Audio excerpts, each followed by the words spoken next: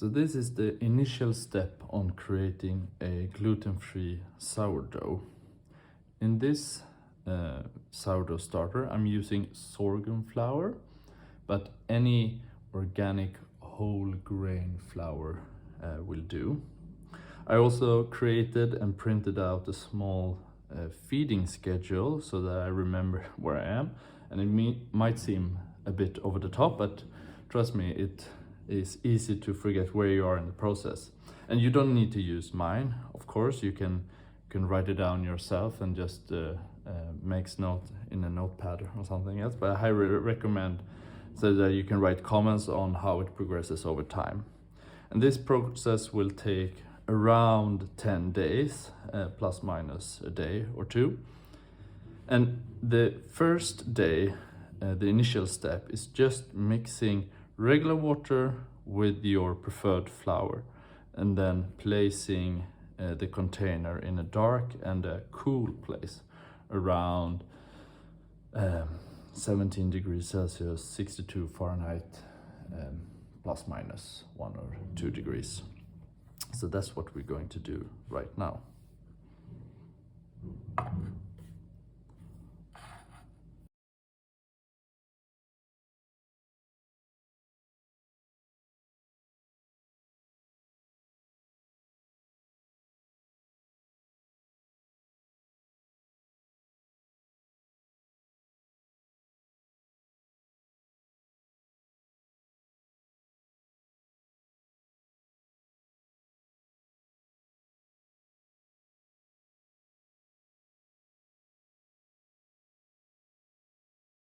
And I'm just putting the lid on. I'm not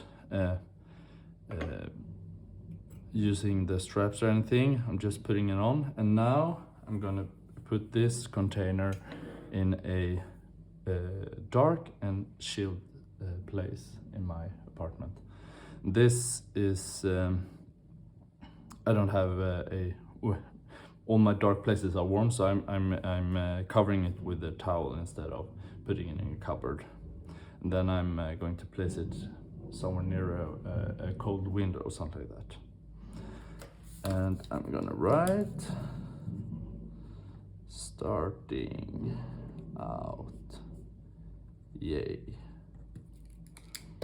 Okay, see you back tomorrow. Okay, so we're on the second day now on creating our first gluten-free sourdough starter. And it doesn't look like it's happening, not so much, to be honest. It's a little bit of water on the top. It doesn't smell neither bad nor good. It feels calm, and you can't see anything. If you shake it, maybe you can see a little bubble rising that might indicate some activity, but on the other hand, this has just been standing quite chilled around 70 degrees or 18 degrees perhaps Celsius. So this is what we can expect on the second day. So looks normal. At least we're not seeing any mold in the starter, which is a good sign. So I'm just gonna put on the lid again and then put it back, and we'll wait another day.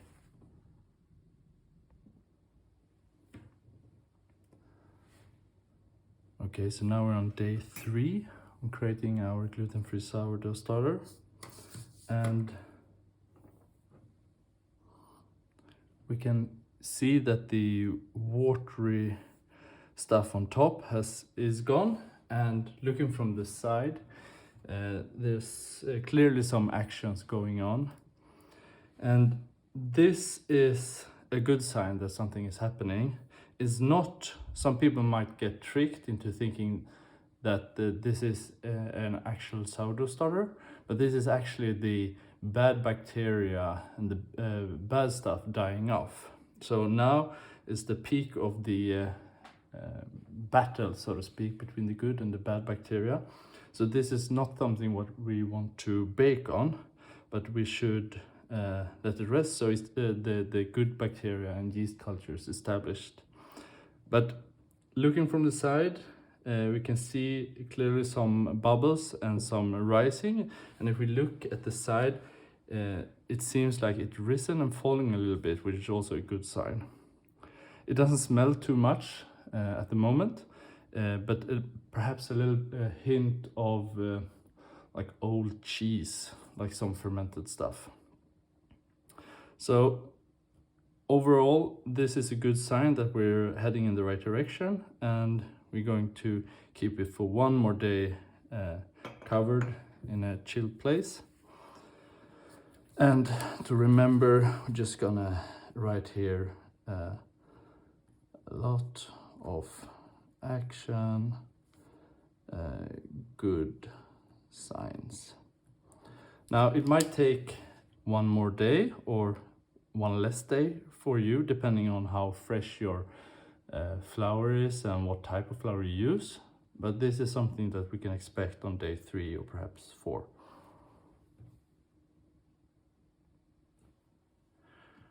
Right, so we're on day 4 on starting our gluten-free sourdough starter. Let's see how it looks today. Now we can clearly see some action. This is actually a lot more action than I'm used to. Usually it's at day 4 it has peaked and starting to deflate a little bit, but this time it seems like the war, if you will, between the good and the bad bacteria are still going strong. Regardless, it doesn't smell so bad, and I mean, there's no mold to be seen, there's no fluid on top, which is all good signs. So, and I'm also starting to realize that maybe I've used a little too small container for this step, but regardless, we're going to do this anyway. So now on day 4, we're gonna feed it with 40 grams of water, 40 grams of flour. So let's just put this on 0. And let's add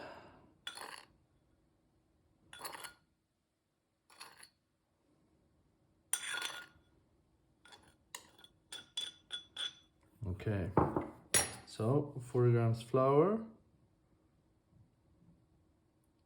We top it off until it's in total 80 grams of new food and water. So let's see, maybe this will be a little bit too much for this small container, but yeah, it will be fine. Now after we fed this, we don't need to cover it anymore, and we can keep it at room temperature to really get it going.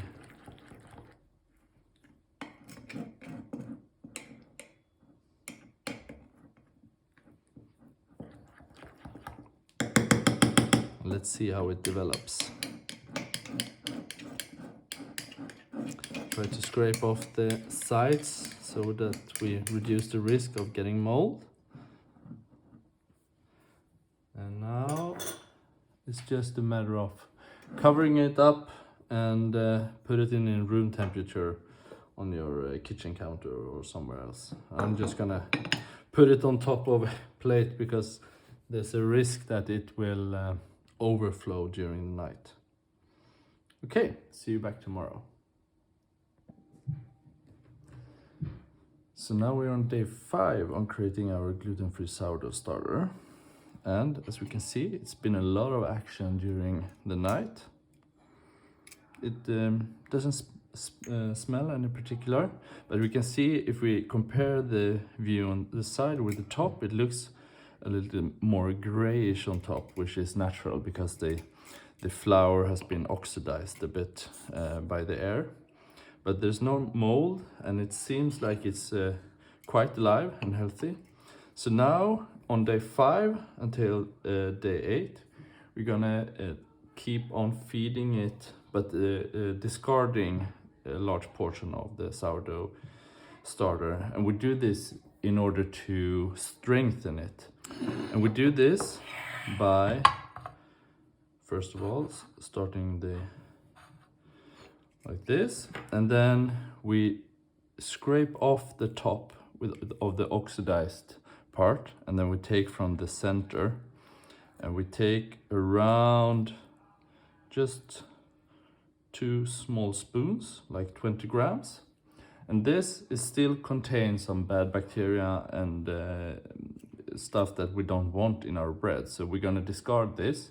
And usually you can discard it and then just wash up the container and reuse it. But in order to just speed things up a little bit, I have a new clean container here at the side.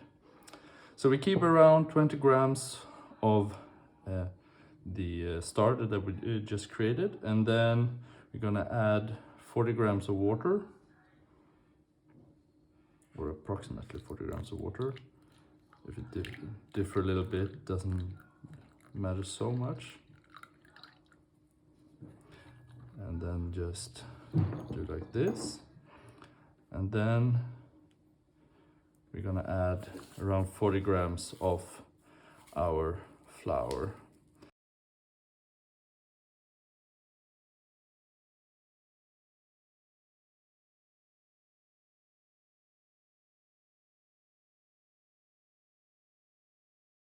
Looks good. First feeding. New container. Okay, let's see how it develops during the night.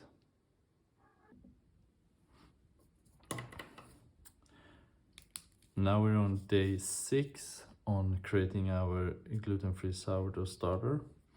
And by the looks of it, it hasn't happened so much since yesterday.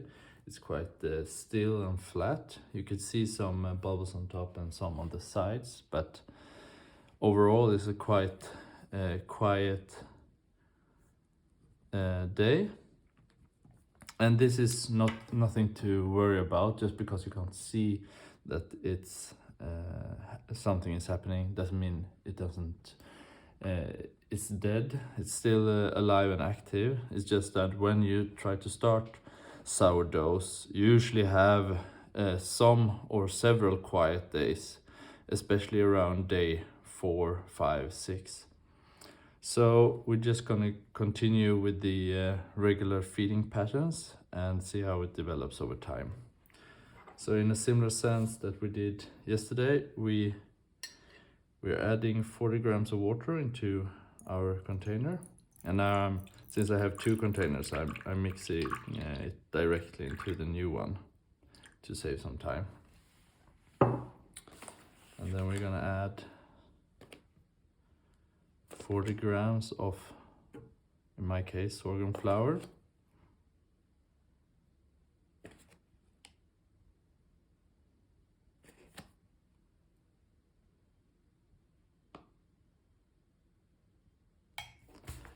And 20 grams of our starter, and we scrape it off the top so we don't get the oxidized part, and take some from the middle.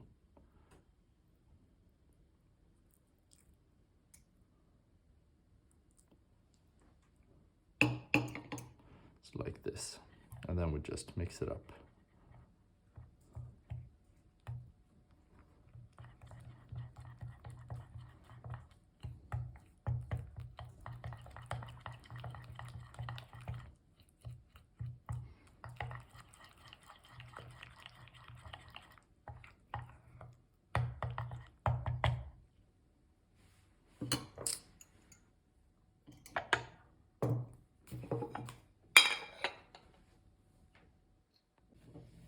This is day 7 of creating our gluten-free sourdough starter, and by the looks of it, the quiet days are over, or quiet day, because there was only one quiet day. And today it started to smell a hint of sourdoughness, that distinctive yeasty yet soury smell. And it looks good. but and active, but not so strong at the moment. So we will continue feeding it and building strength the coming at least 3 days. So looks good and active,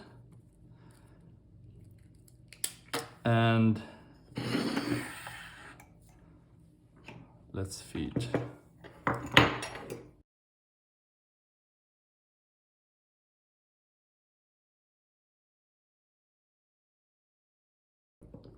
And since we're now building strength, we also want to make sure that we have this rubber band on the side in order to assess how quickly it will rise and how far up it can go.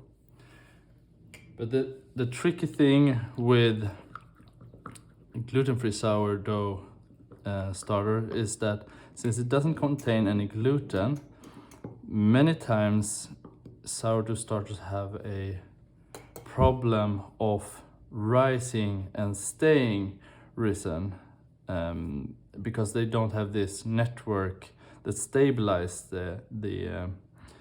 the starter, so to speak, which means that it might look like nothing is happening or that it's a weak starter, but actually it's quite strong. But since it doesn't have this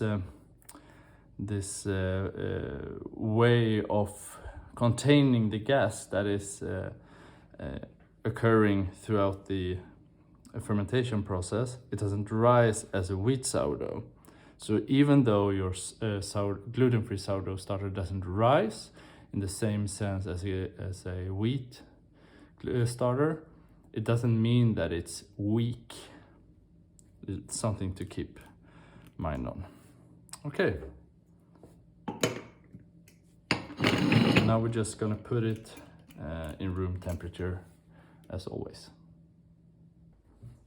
Now we're on day 8 on starting our sourdough, gluten-free sourdough.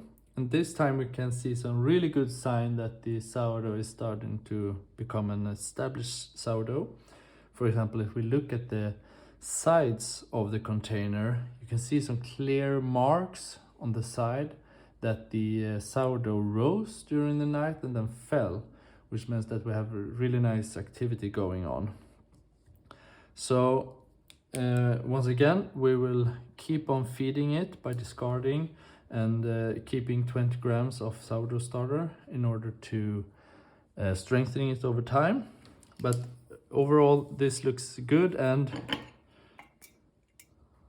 it's starting to smell a little bit, almost a little bit sweet, as well as this distinctive sourdough smell of yeast and sourness.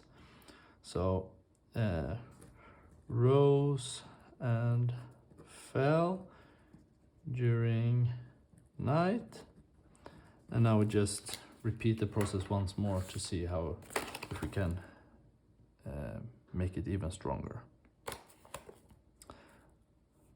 So 40 grams of our flour,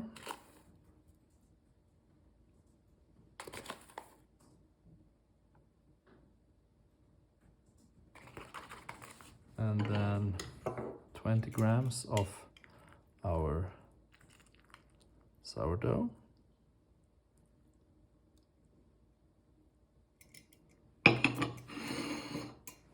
and then 40 grams of water.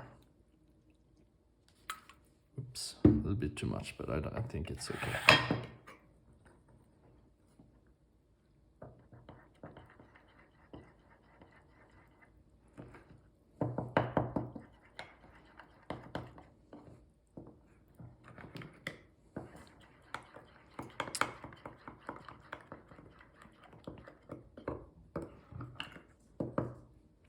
So let's see how it looks like tomorrow, and if we can finish this process and claiming it to be alive and well, or if we need to continue for some more days. Now on day 9, we can see that it's been really nice activity during the night. I deliberately record this video a bit earlier than before, just to show you that it's on the way down still. And now the thing is that we want to determine how strong this sourdough, gluten-free sourdough starter is. So we're gonna feed it with 40 grams of water and 40 grams of flour and 40 grams of sourdough starter in order to determine how quickly it will rise during the day. And that's why I recorded a bit earlier. But other than that, it looks really nice. It smells really nice. It smells a little bit sweet, a little bit soury, but overall this is a very good looking sourdough starter. And since we're past, you want to wait at least for day 7 or day 8 to bake on it in order for it to make sure that it's healthy and viable. But now we're on day 9, so this is good. So let's start with determining how quickly it will rise during the day by feeding it. So around 40 grams water, 40 grams flour,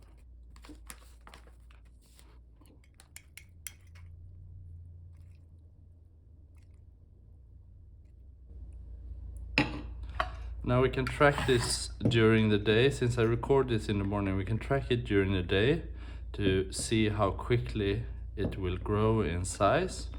And the thing is with gluten-free sourdough starters is that they don't have this gluten network, so sometimes it can be hard to determine how strong it is.